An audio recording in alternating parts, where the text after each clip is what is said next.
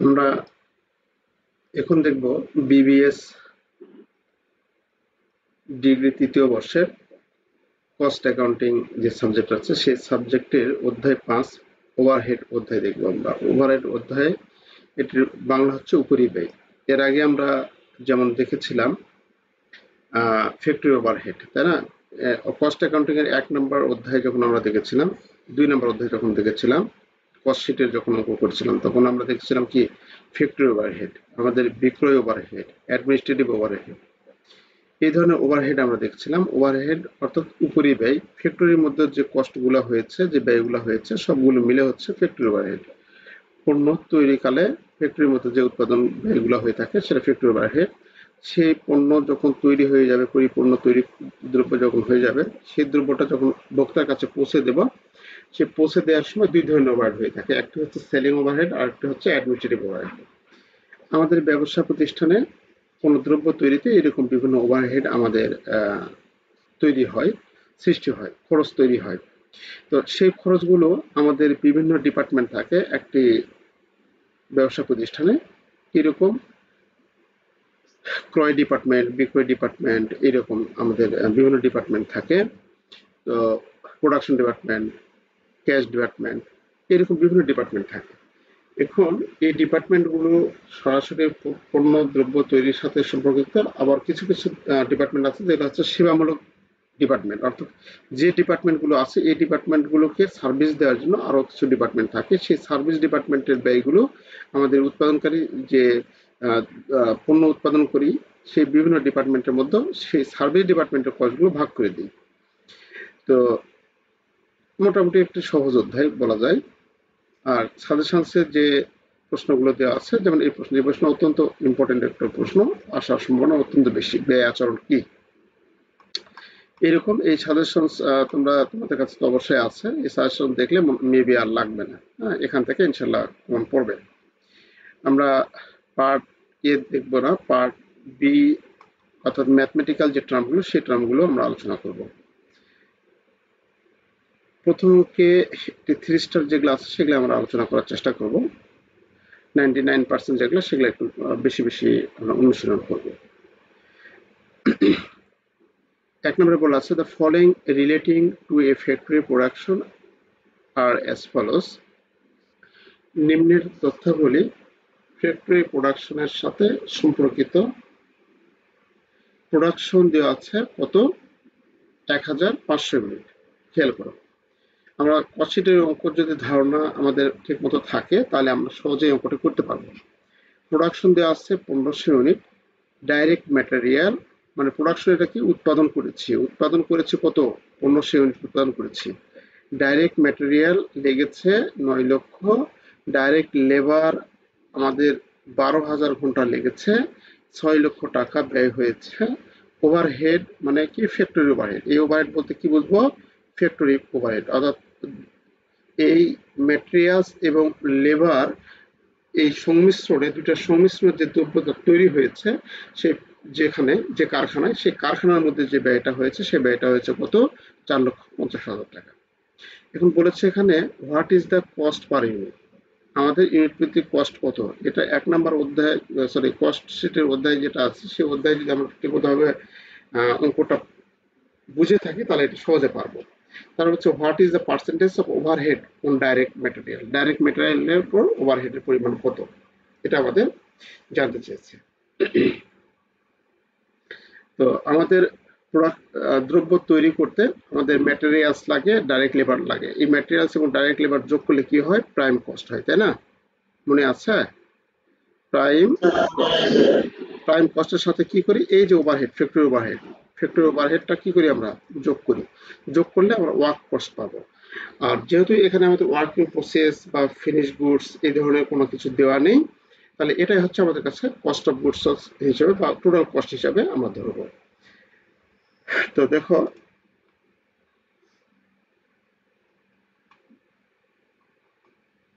এই অঙ্কটি,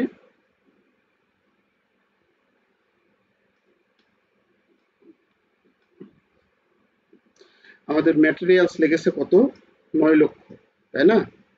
9 লক্ষ ম্যাটেরিয়ালস লেগেছে, 9 লক্ষ টাকার। আমাদের এই যে 1500 ইউনিট তৈরি করতে বলে দিয়ে আছে, প্রোডাকশন হয়েছে এত, মানে উৎপাদন।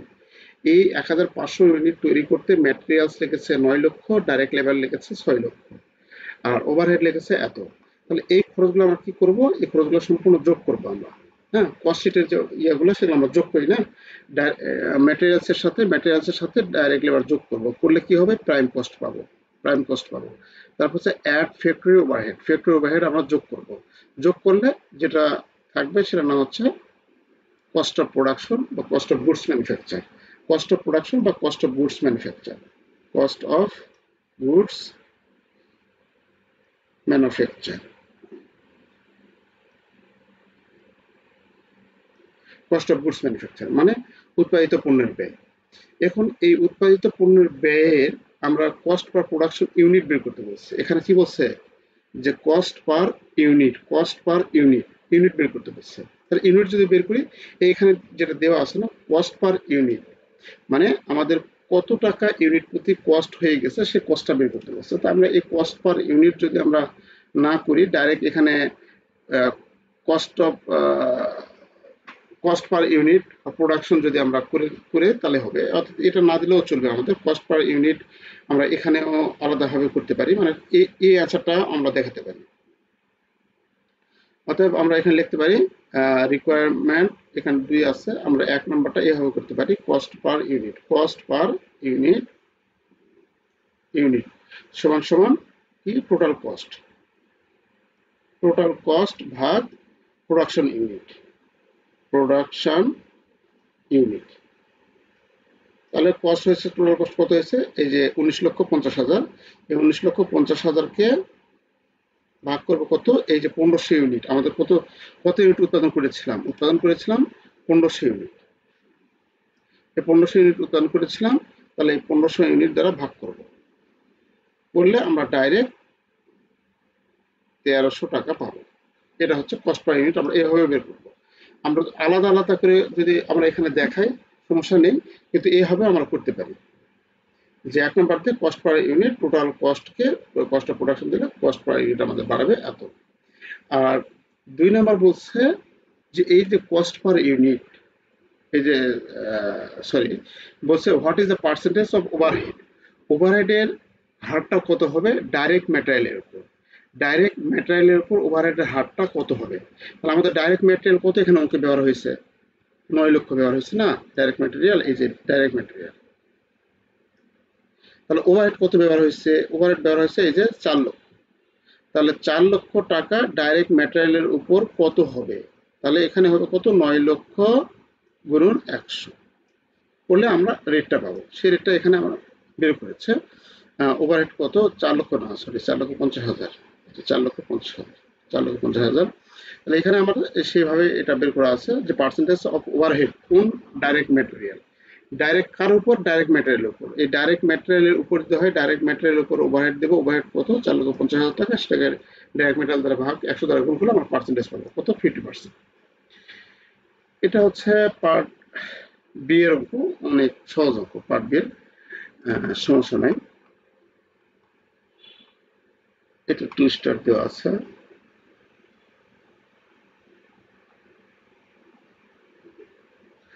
এটি দেখো অনেক গুরুত্বপূর্ণ অঙ্ক, 3 নাম্বার, 2020 সালে এসেছিল। এই অঙ্কটা একটা ভালো মতো বোঝো, তোমার তেমন বেশ কিছু বিষয় এখান থেকে ক্লিয়ার হয়ে যাবে।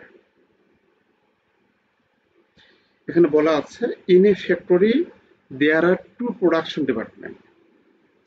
একটি ফ্যাক্টরি দুইটি প্রোডাকশন ডিপার্টমেন্ট রয়েছে, এ এবং বি। এ এবং বি হচ্ছে কি, প্রোডাকশন ডিপার্টমেন্ট, মানে এই এ এবং হচ্ছে B production department. 2 service department, C এবং ডি। 2 হচ্ছে কি সার্ভিস ডিপার্টমেন্ট, এই সি এবং ডি হচ্ছে কি সার্ভিস ডিপার্টমেন্ট। তাহলে সার্ভিস ডিপার্টমেন্ট হচ্ছে সি এবং ডি। এটা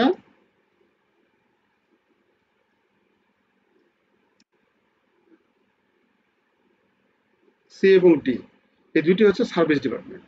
আচ্ছা, তাহলে এই প্রোডাকশন ডিপার্টমেন্ট এবং সার্ভিস ডিপার্টমেন্ট আমাদের এখানে দেওয়া আছে। তারপরে বলা আছে During the year, the departmental overhead are estimated as follows. চলতি সালে ডিপার্টমেন্টাল ওভারহেড ছিল নিম্নরূপ। কি কি? এ ছিল 42,000 টাকা। এর এটা এরকম হয়ে যাচ্ছে। এ ছিল 42,000 টাকা, বি ছিল এত টাকা, সি ছিল এত টাকা ওভারহেড, ডি ছিল এত টাকা overhead. Overhead of the service department are distributed as follows. সার্ভিস ডিপার্টমেন্টের ওভারহেড বন্টন হবে নিম্নরূপভাবে বন্টন হবে। অর্থাৎ এখানে সার্ভিস ডিপার্টমেন্ট কোনটা কোনটা বলতো? সার্ভিস ডিপার্টমেন্ট হচ্ছে সির যে টাকা আছে এই টাকা, এবং ডির যে টাকা আছে কত? এই যে 26,800 টাকা। এই দুটো টাকা কি করব আমরা? বন্টন করে দেব। কার মাঝে? এর মাঝে এবং বির মাঝে বন্টন করে দেব। ঠিক আছে? তাহলে এটা বন্টন হবে কোন প্রক্রিয়ায়? এই নিম্নের প্রক্রিয়ায়। কিরকম ভাবে? যে সি, এখানে লেখা আছে সির টাকা দিতে হবে, এ কে 30%, বি কে 50% এবং ডি কে 20%। মানে সির যে এই 32,600 টাকা, এই 32,600 টাকা বন্টন করে দিতে হবে। এ কে 30%, বি কে 50% আর ডি কে দিতে হবে 20%। অপরদিকে ডির যে টাকাটা আছে, ডির টাকা আছে যে, সরি, এটা হচ্ছে সির টাকা, এটা একটু বেশি হয়ে গেছে, সমস্যা হয়ে যাচ্ছে। এখানে সিট টাকা আছে, এই যে সিট টাকা হচ্ছে কত? 32,600 টাকা। এই 32,600 টাকা সিট টাকা বন্টন হবে 30% এতে দিব, 50% বিতে দিব, 20% ডিতে দিব। আর ডি ডিপার্টমেন্টের যে টাকা, এই যে ডি, এখানে লেখা আছে ডি ডিপার্টমেন্ট 26,800 টাকা বন্টন করে দিব। 50% দিব এ ডিপার্টমেন্টে, 40% দিব বি ডিপার্টমেন্টে এবং সি ডিপার্টমেন্টে দিব 10%। এই অঙ্কটাই আমাদের চেয়েছে এখানে। আচ্ছা, তাহলে আমরা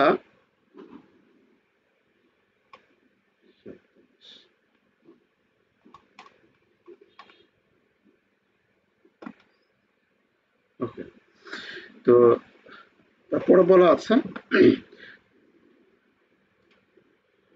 একটি অঙ্ক না,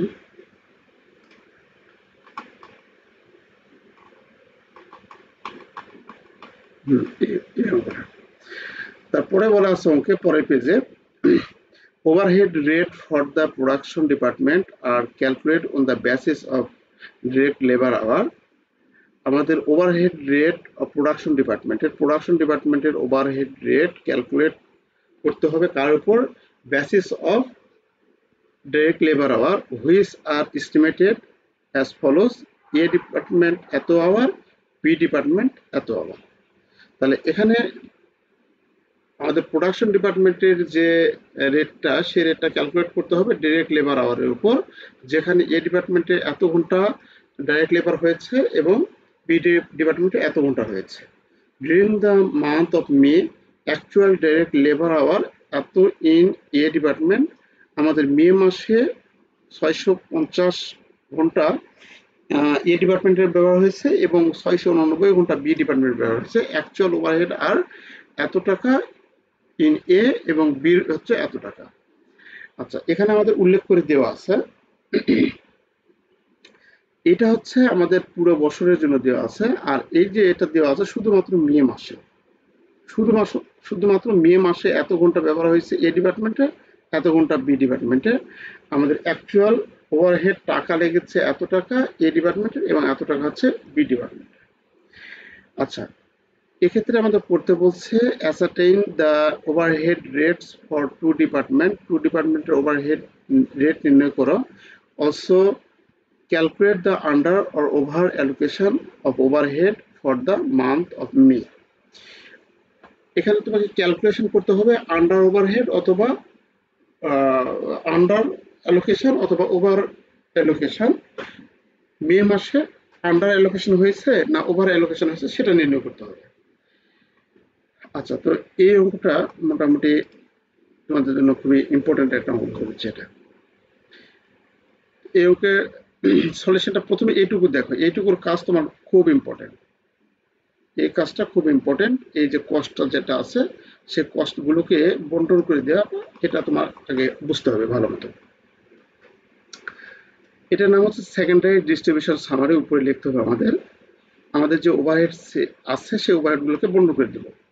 সেকেন্ডারি ডিস্ট্রিবিউশন সামারি, প্রাথমিক না, secondary distribution summary under repeated distribution method, এই মেথডটা লিখতে হবে। আন্ডার রিপিটেড ডিস্ট্রিবিউশন মেথড মানে পুনরায়, রিপিটেড মানে কি পুনরায় হতে থাকবে, অর্থাৎ এই যে ব্যালেন্স সি ডিপার্টমেন্ট এবং ডি ডিপার্টমেন্টের ব্যালেন্স জিরো না হওয়া পর্যন্ত চলতেই থাকবে। এই যে জিরো হয়েছে, এই যে জিরো হয়েছে, এই ব্যালেন্স জিরো না হওয়া পর্যন্ত কি হবে, এটা রিপিটেড হতেই থাকবে। আচ্ছা, তাহলে এখানে খেয়াল করো, আমরা প্রথমে এস্টিমেটেড ওভারহেড বলে দেওয়া আছে কত কত, সেই এস্টিমেটেড ওভারহেড গুলো এখানে আমরা লিখেছি। এস্টিমেট ওভারহেড এই যে এখানে বলে দেওয়া আছে, এই খরচগুলো জাস্ট বন্টন করে দেবো আমরা। এখানে কোন ডিপার্টমেন্টের কি খরচ, A department, B department, C department, D department, এটা আমরা এখানে বসে দেব। 42,400, 54,600, 32,600 এবং 26,800, এই খরচটা গুলো আমরা কি করলাম, বসে দিলাম। বসে দেওয়ার পর আমাদের এই দুইটা ডিপার্টমেন্টের, এই যে সি এবং ডি ডিপার্টমেন্ট, এটা তো সার্ভিস ডিপার্টমেন্ট না, সি হচ্ছে কি সার্ভিস ডিপার্টমেন্ট, সার্ভিস, এটাও কি সার্ভিস, সার্ভিস ডিপার্টমেন্ট, এই দুই ডিপার্টমেন্টের টাকা, এই টাকাটা বন্টন করে দিতে হবে। হ্যাঁ, তো কিভাবে বন্টন করে দেবো, আমাদের বন্টনের প্রক্রিয়া এখানে বলে দিয়ে আছে। সিট টাকাটা বন্টন করে দিতে হবে 30, 50, 20, অর্থাৎ এটাকে যদি আমরা একটা করে শূন্য কাটে দেই তাহলে আমরা কি পাবো, 3:5:2 পাবো না, তাহলে সেই অনুপাতে আমরা বন্টন করে দিব, সেই অনুপাতে বন্টন করে, অথবা তুমি ডাইরেক্ট পার্সেন্টেজ অ্যালাউ করতে পারো এখানে। তাহলে সি ডিপার্টমেন্ট টাকা আছে কত বাবা, এখানে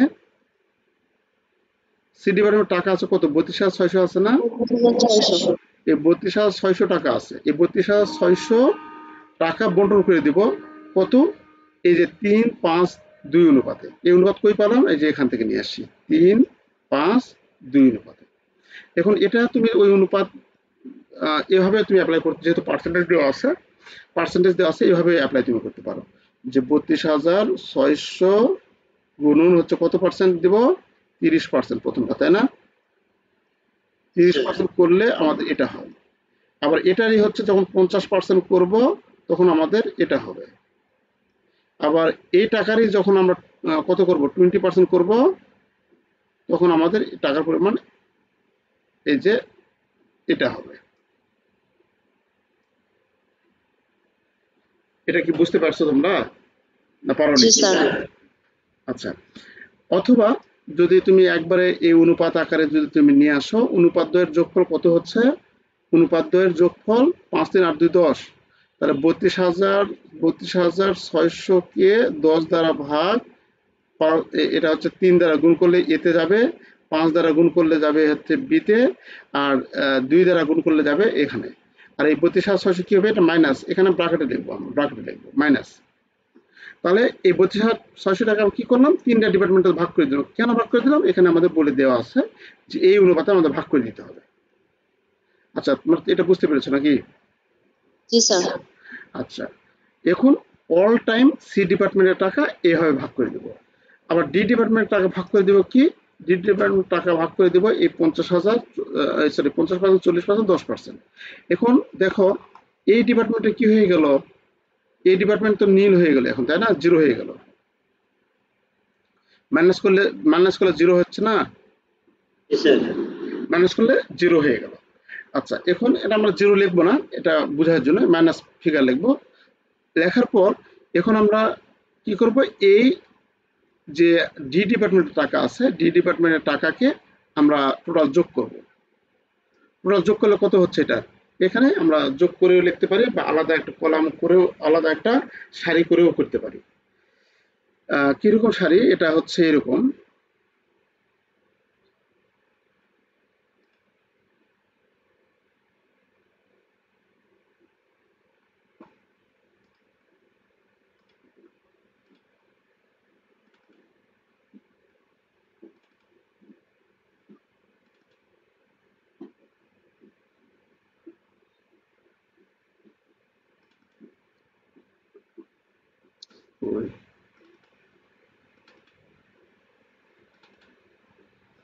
আচ্ছা, এইরকম শাড়ি আমরা তো এরকম ভাবে টানলাম, একটা বুঝে দেই, তারপর এটা তোমাদের লাগবে না।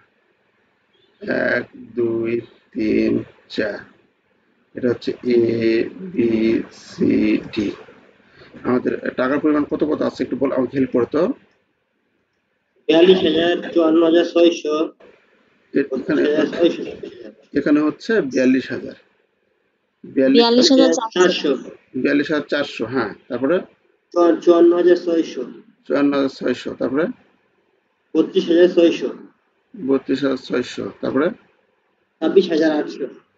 26,800। এখন এই টাকাটা যেটা আছে আমাদের ওভারহেডের যে এস্টিমেটেড ওভারহেড যেটা বলে দিয়ে আছে, এই যে এস্টিমেটেড ওভারহেড, সেই ওভারহেডটা আমরা এখানে লিখবো। টোটাল ওভারহেড লিখলাম, যে এস্টিমেটেড ওভারহেড লেখার পর এখন এটা আমরা কি করব, এই যে সার্ভিস ডিপার্টমেন্টের যে টাকা আছে, প্রথমে সিট টাকাটা আমরা বন্ধ করে দিব। তাহলে সিট টাকা কি করব, বন্ধ করে দেব। বন্ধ করে দিলে এই টাকাটা আগে মাইনাস করব, আমরা মাইনাস করে আমরা এখানে আমরা লিখব C department redistribution of C department cost, C department cost, বা লিখলে বা সিস কস্ট। কত অনুপাতে, আমাদের ওই যে অনুপাত ছিল কত, 3:5:2। হ্যাঁ 3:5:2। তাহলে এই অনুপাতে বর্ণনা করে দেবো। তাহলে এখানে আমরা লিখব 3:5:2, 32,600 গুণন 3:5:2। তুমি অনুপাত করে নিতে পারো অথবা পার্সেন্টেজ অ্যাপ্লাই করতে পারো, তোমার খুশি, যেভাবে তুমি মনে রাখতে পারো। 50%, আর এটা হচ্ছে কত, 32,600 গুণন 2%, 20%। কত কত হয় টাকাটা বলো তো। 9,780, 9,780, 16,300, 16,300, 6,520। 6,520। আচ্ছা, এখন আমরা এটা টোটাল করব, অথবা এই ডিপার্টমেন্ট, শুধু এই দুইটা ডিপার্টমেন্ট, এটা টানবো না আমরা, শুধু এই দুইটা ডিপার্টমেন্ট আমরা যোগ বিয়োগ করবো। এটা কি হলো এখন, নীল, তাই না? এটা নীল হলো।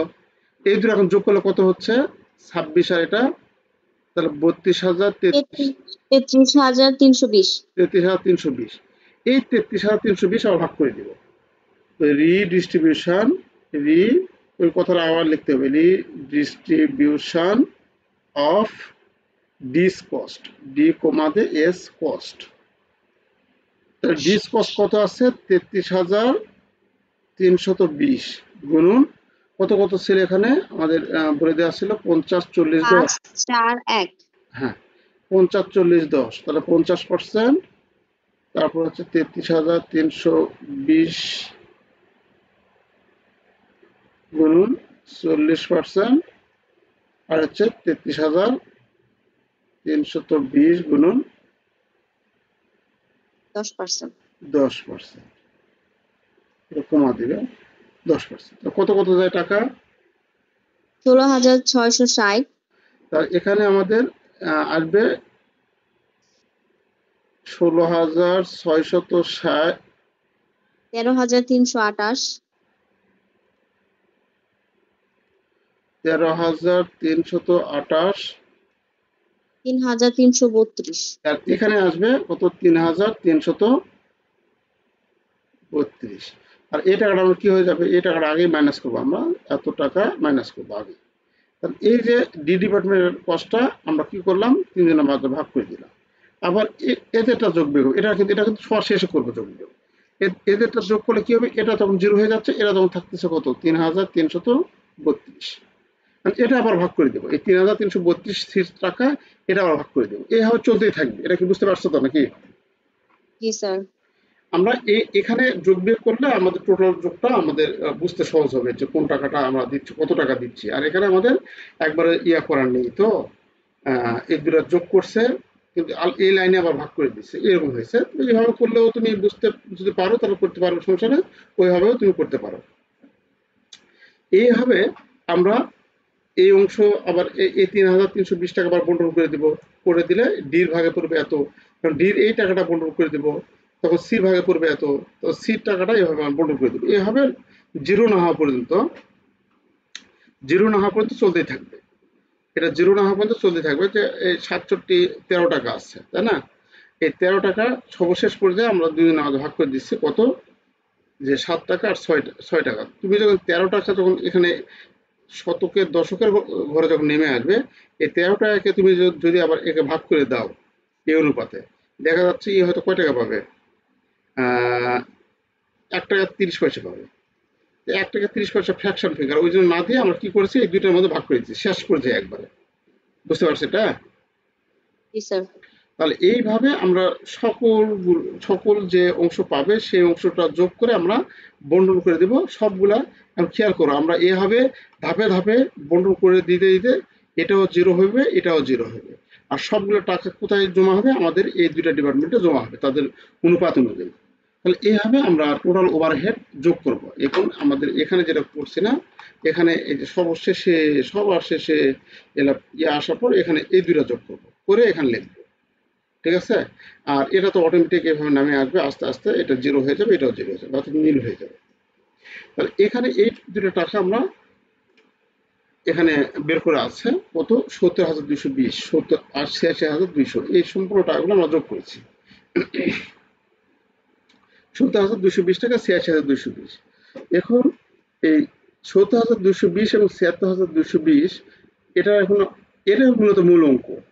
এখান থেকে আমাদের করতে বলছে কি, এ নাম্বার করতে বলছে ascertain the overhead rate of true production, দুইটি ডিপার্টমেন্টের ওভারহেড রেট নির্ণয় করতে হবে। Also calculate the under over allocation of overhead for the month of মে মাসের আমাদের বেশি ওভারহেড ক্যালকুলেট হয়েছে না কোন ওভারহেড ক্যালকুলেট হয়েছে সেটা আমাদের নির্ণয় করতে হবে।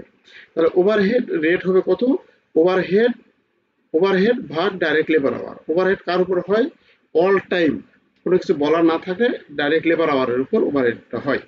তাহলে ওভারহেড রেট কত হবে, আমাদের এ ডিপার্টমেন্টে কত ঘন্টা আমাদের চলছে সারা বছরে, এখানে দেখো 70,200, এই যে 7,800, আমাদের চলছে হচ্ছে 7,800 ঘন্টা, এটা চলছে 8,620 ঘন্টা। তাহলে আমাদের এখানে যে বলেই দিছে, বুঝছো, ডাইরেক্ট লেবার আওয়ার করতে হবে, যেখানে আমাদের এ এত ঘন্টা এবং বিতে এত ঘন্টা লেবার ইউজ হয়েছে। তাহলে জাস্ট এটা আমরা 7,800 টাকা আমাদের যে কস্ট আছে সেই কস্টটাকে 7,800 টাকা এবং এই যে কস্ট বাড়লো সেই কস্টটাকে আমরা 8,620 দ্বারা ভাগ করলে আমরা ওভারহেড রেট পাবো 9 টাকা এবং 10 টাকা।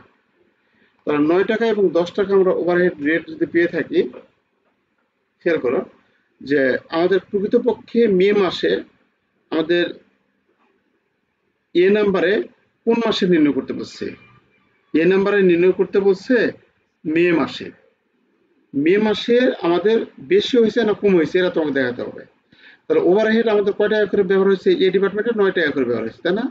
তাহলে এ ডিপার্টমেন্টে 2000 মানে মে মাসে আমাদের কত ঘন্টা চলছে, এ মাসে এই যে 665 আর 689, এটা হচ্ছে বি। তাহলে এ চলছে এতর সাথে আমরা 9 গুণ করলে আমরা এ ওভারহেড পাবো। কিন্তু অ্যাকচুয়ালি ওভারহেড লেগেছে কত, এখানে মুখে বলে দেওয়া আছে, অ্যাকচুয়ালি ওভারহেড লেগেছে 5,979, 5,979 অ্যাকচুয়ালি লেগেছে। তাহলে বেশি লেগেছে না কম লেগেছে? আমাদের এস্টিমেটেড আমরা ধরেছিলাম 5,985 টাকা ব্যয় হবে, কিন্তু লেগেছে 5,987। তাহলে বেশি লেগেছে না কম লেগেছে? আমাদের এখানে কম লেগেছে স্যার। কম লেগেছে, কিন্তু ধরেছিলাম কি বেশি ধরেছিলাম। তাহলে এটা হচ্ছে ওভার অ্যালোকেশন, মানে বেশি আমাদের ধরা হয়েছিল আগে।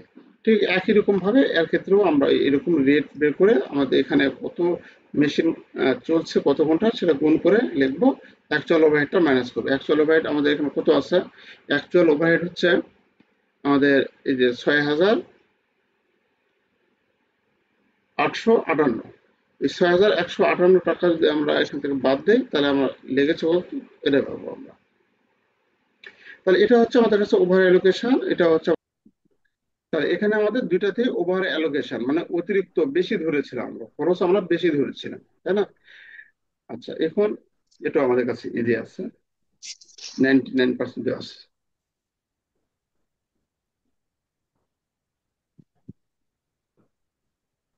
এরকম এখানে বলা আছে there are 3 production and 2 service department of manufacturing company. আমাদের 3টি প্রোডাকশন ডিপার্টমেন্ট এবং 2টি সার্ভিস ডিপার্টমেন্ট আছে ইন এ ম্যানুফ্যাকচারিং কোম্পানি, একটি উৎপাদনকারী ব্যবসা প্রতিষ্ঠান। The relevant data are as follows. এখানে আমাদের area occupied in square feet, কত এরিয়া আমাদের ধারণ করে আছে কোন office. A office 100 square feet জায়গা নিয়ে আছে, বি অফিস 200 স্কোয়ার ফিট জায়গা নিয়ে আছে, সি অফিস 75, এক্স এত এবং এত। লাইট ব্যবহার হয় এ তে 25টা লাইট, বি তে 40টা লাইট, সি তে এতটি লাইট, এভাবে লাইট আমরা ইউজ করছি। নাম্বার অফ এমপ্লয়ি, এমপ্লয়ি খাটে এ ডিপার্টমেন্টে 40 জন, বি ডিপার্টমেন্টে 80 জন, সি ডিপার্টমেন্টে এরকম নাম্বার এমপ্লয়ি দেওয়া আছে। এরকম আমাদের ভ্যালু অফ মেশিন, মেশিনের টাকা কত টাকা মূল্য মেশিনে আমাদের এখানে আছে সেটাও দেওয়া আছে। ফ্রিং বেনিফিট, অন্যান্য সুযোগ সুবিধা আমাদের দেওয়া আছে, 50 এত এত এত 50 আর 150 দেওয়া আছে। রেন্ট 4000 টাকা, লাইট হচ্ছে এত, আর গ্রুপ ইন্স্যুরেন্স এত, ডিপ্রিসিয়েশন এত। Prepare overhead distribution summary, overhead distribution summary করতে হবে। আচ্ছা, তাহলে এখানে যে ওভারহেড গুলো আছে, এখানে কি ওভারহেড আছে, এখানে ওভারহেড গুলো আছে, এই যে দেখো রেন্ট, এটা খরচ, খরচ ওভারহেড, লাইট, গ্রুপ ইন্স্যুরেন্স এবং 4000 হচ্ছে ডিপ্রিসিয়েশন, এই 4টা খরচ আমাদের বন্ডল করে দিতে হবে। তাহলে এখানে আমরা রেন্ট, ভাড়া, ভাড়া কিসের উপর ভিত্তি করে দিব, যে যতটুকু জায়গা দখল করে আছে তার উপর তো ভাড়া দিব, তাই না? জি আমরা যদি দোকান ঘরে ভাড়া দিতে চাই তাহলে জায়গার উপর নির্ভর করে এটা। স্যার। তাহলে কে কতটুকু জায়গা নিয়ে আছে সে জায়গার উপর ভাড়া প্রদান করতে হবে। তাহলে এখানে বলে দিয়ে আছে ওকে কে কতটুকু জায়গা দখল করে আছে। এখানে ওই যে area occupied in square fit, এর উপর ভিত্তি করে আমাদের রেন্টটা বন্ধ করে দিতে হবে। কত তাহলে এখানে আছে দেখো, 100, 200, 75, 75,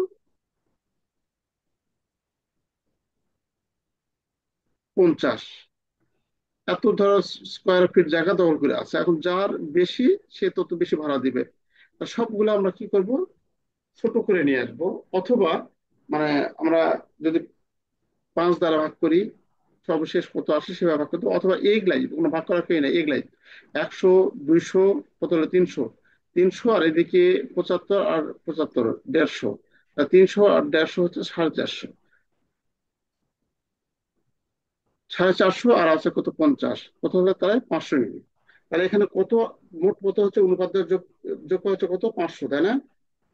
তাহলে আমাদের এখানে, এখানে যেটা করা আছে রেন্ট কত, টোটাল হচ্ছে 4000 টাকা রেন্ট। এই রেন্টটা বিভিন্ন জায়গায় ভাগ করে দেবো।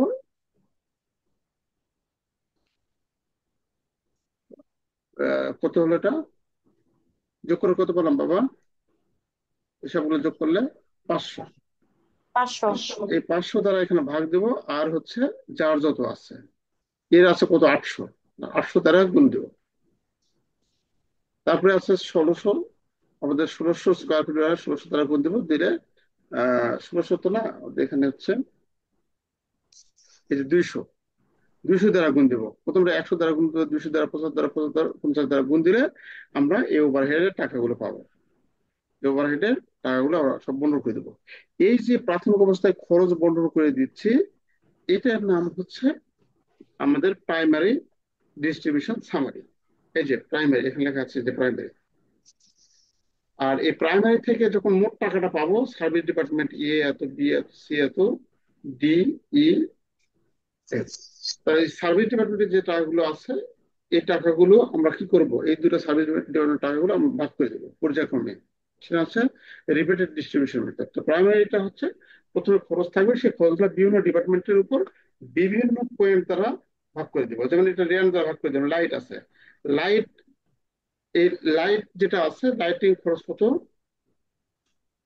তাহলে এই লাইটিং খরচ 200 টাকা কিসের ভিত্তিতে ভাগ করবে, নাম্বার অফ লাইট পয়েন্ট, কে কতটা লাইট ব্যবহার করে। এই সবগুলো আমরা কি করব, যোগ করব। যোগ করে লাইট পয়েন্ট কয়টা হবে তাহলে এখানে? 40, 40, 80, 90, 100, 100টি। তাহলে এখানে এই লাইট কে কত আছে? 200। 200 কে 100 দ্বারা,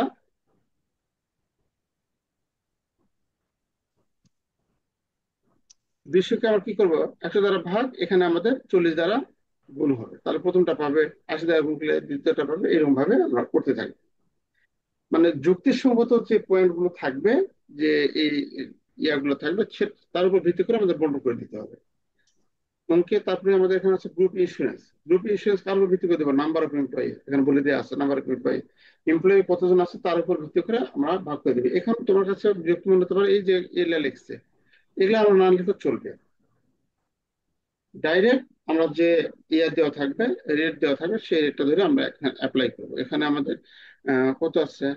40, 80, 30, 30, 20। এই নাম্বার অফ এমপ্লয়ি সবগুলো যোগ করবো, এতগুলো এমপ্লয়ি কাজ করে যোগ করে আমরা এই যে ভাগ দেবো। হ্যাঁ, ভাগ দিলে তারপরে আমরা যে ডিপার্টমেন্টের যতটি আমাদের এমপ্লয়ি ব্যবহার হয়েছে, যতজন এমপ্লয়ি ব্যবহার হচ্ছে, সেটা দ্বারা গুণ করলে আমরা সে টাকাটা পাবো। এটা কি বুঝতে পারছে এটা? জি স্যার। একই বিষয়, এর চেয়ে আর সহজ জিনিস হয় না, কারণ জাস্ট বন্টন করে দেওয়া।